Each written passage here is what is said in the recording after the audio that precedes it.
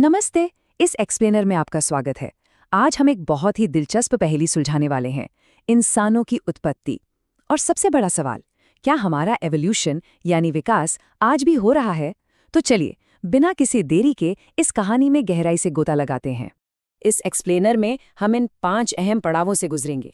पहले हमारे सबसे करीबी रिश्तेदार, फिर होमो सेपियंस तक का हमारा सफर, उसके बाद हमारे विलुप्त हो चुके चचेरे भाई, फिर बात करेंगे आधुनिक इंसानों में हो रहे एवोल्यूशन की, और आखिर में इस पूरे ब्रह्मांडीय परिवार के पेड़ यानी यूनिवर्सल फैमिली ट्री की। तो शुरुआत करते हैं भाग 1 से, हमारे सबसे करीबी जीवित रिश्तेदार। अब जरा सोचिए, हमारा डीएनए महान वानरों यानी ग्रेट एप से कितना मिलता है। चिंपैंजी से हमारा डीएनए पूरे 99% मैच करता है, गोरिल्ला से 98% और ओरंगुटान से 97%। है ना हैरानी की बात? मतलब हम सब होमिनिड्स के परिवार का ही तो हिस्सा है। और यही वजह है कि 2 पैरों पर चलना हो या फिर हमारे ब्लड ग्रुप्स, हम में इतनी गजब की समानताएं देखने को मिलती हैं। इसे समझने के लिए ना, एक के अंदर एक बड़े होते हुए गोलों की कल्पना कीजिए। सबसे छोटे अंदर वाले गोले में हम होमिनिड्स आते हैं, जिनकी पूंछ नहीं होती। इससे थोड़ा बाहर निकलें तो एक बड़ा गोला आता है होमिनॉइड्स का। इसमें गिब्बन जैसे जीव आ जाते हैं और इन सब की आंखों में रंग पहचानने की क्षमता होती है। फिर आता है सबसे बड़ा गोला एंथ्रोपॉइड्स का, जिसमें बंदर भी शामिल हैं। हम जितना बाहर के गोलों की तरफ जाते हैं, हम विकास की सीढ़ी पर उतने ही पुराने और दूर के पूर्वजों तक पहुंचते हैं। वैसे क्या कभी आपके दिमाग में ये सवाल आया है कि आखिर हमारी पूंछ गई कहाँ? दरअसल लगभग 2.5 करोड़ साल पहले हमारे एक पूर्वज थे, प्रोकोंसल। ये हमारे पहले ऐसे पूर्वज थे जिनकी पूंछ नहीं थी। अब आप सोचेंगे, ऐसा क्यों? विज्ञान बताता है कि TBXT नाम के एक जीन में अचानक से म्यूटेशन हुआ था।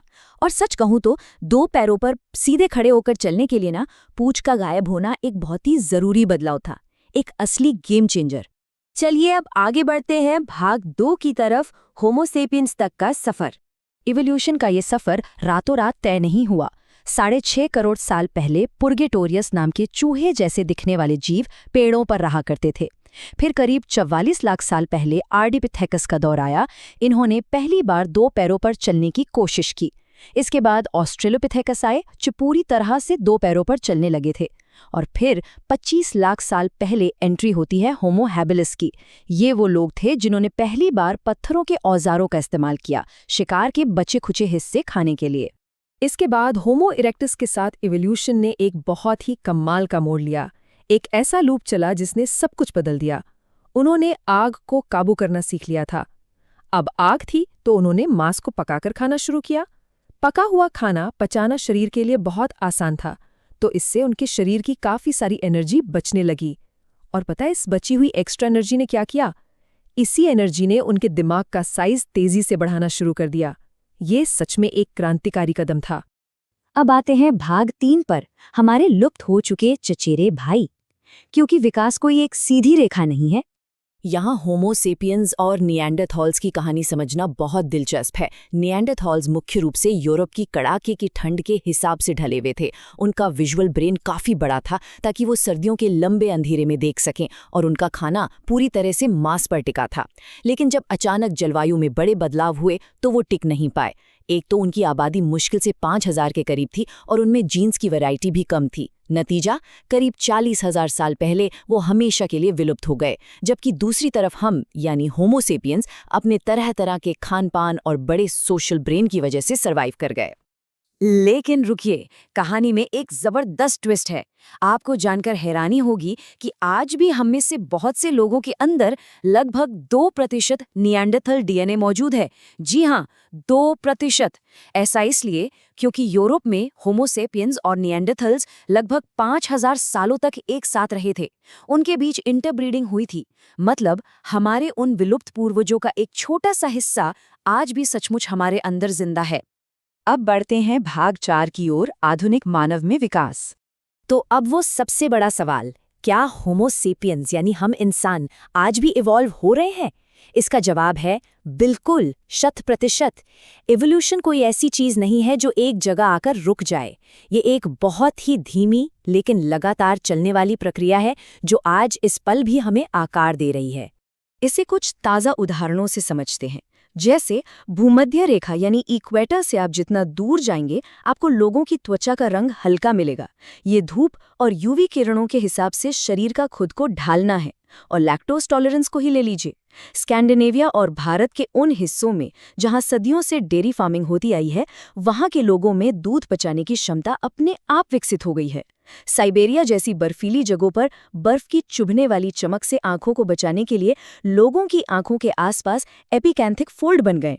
और तो और बेहतर खान पान की वजह से दक्षिण कोरिया जैसे देशों में लोगों की औसत लंबाई बढ़ रही है। ये सब क्या है? ये एवोल्यूशन ही तो है।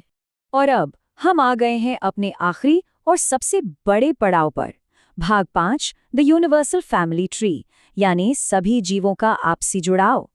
अगर हम इस नज़रिए को थोड़ा और बड़ा करें तो चीज़ें सच में बहुत हैरान करने वाली हो जाती हैं।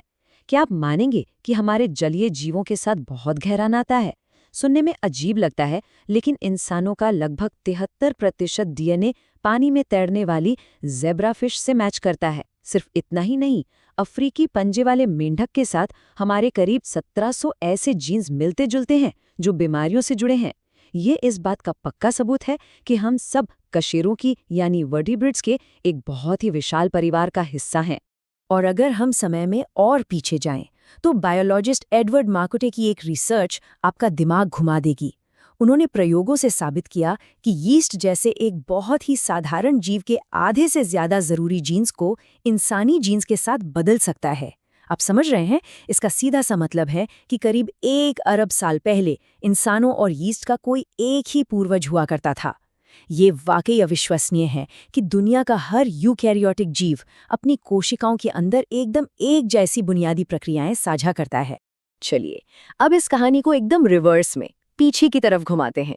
हम प्राइमेट्स से स्तनधारियों तक, फिर वर्टिब्रेट्स, फिर यूकैरियोट्स और पीछे जाते हुए हम पहुंचते हैं लूका तक। ये हमारा वो आखिरी साझा पूर्वज है जिसके 355 जीन्स आज भी दुनिया के हर जिंदा जीव में मौजूद हैं। और अंत में अगर हम पूरे 4.5 अरब साल पीछे चले जाएं, तो हम पहुंचते हैं उस स्टारडस्ट यानी तारों की धूल तक जिससे हमारे सौर मंडल का जन्म हुआ था। और टेक्निकली देखा जाए तो हम और अभी उसी तारों की धूल से ही तो बने हैं। ये करोड़ों अरबों सालों का सफर सुनकर शायद एक पल के लिए असंभव सा लगे, लेकिन इसे एक इंसानी भ्रूण के विकास से समझिए। शुरुआत होती है सिर्फ एक बेहद सूक्ष्म कोशिका यानी जाइगोट से। फिर वो एक खोखली गेंद जैसी शक्ल लेता है जिसे ब्लास्टोसिस्ट कहते हैं। फिर भ्रूण में अंग बनने शुरू होते हैं और आखिर में एक पूरा जीता जागता बच्चा। जरा सोचिए, जिस तरह महज 9 महीने के अंदर एक अकेली कोशिका इतने जटिल शरीर में बदल जाती है, बिल्कुल वैसे ही इवोल्यूशन भी काम करता है। फर्क सिर्फ इतना है कि इवोल्यूशन के पास खेलने के लिए करोड़ों अरबों सालों का वक्त होता है। और इसी के साथ हम आते हैं एक बहुत ही गहरे सवाल पर। अगर महज 9 महीने में एक अकेली कोशिका इंसान जैसा इतना जटिल जीव बन सकती है, तो जरा कल्पना कीजिए कि पूरे 4 अरब सालों का समय मिलने पर एक कोशिका क्या कुछ नहीं बन सकती। जीव विज्ञान और इस अथाह समय का ये स्केल वाकई हमें अचरज में डाल देता है। इस एक्सप्लेनर के साथ हमारे सफर में जुड़ने के लिए आपका बहुत बहुत शुक्रिया। बस दुनिया को लेकर अपनी ये उत्सुकता हमेशा ऐसे ही बनाए रखिएगा।